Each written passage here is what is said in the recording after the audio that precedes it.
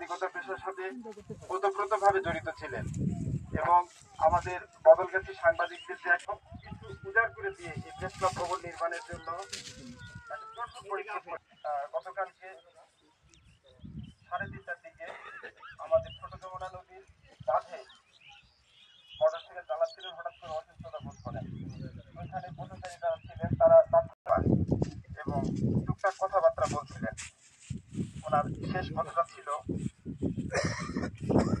তোমরা সবাই আমাকে ক্ষমা করে দিও। দ্রুত নওগাঁ মেডিকেল কলেজে নিয়ে যাই। ওইখানে ডাক্তার দেখা মাত্র বলেন যে উনি আর নাই।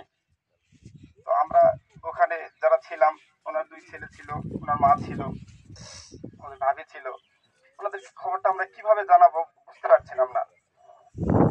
আমাদের দুলো ভাইকে সাথে সাথে বললেন, ভাই সাইফ ভাই তো আর নাই, আমি বিষয়টা কেমন করে জানাবো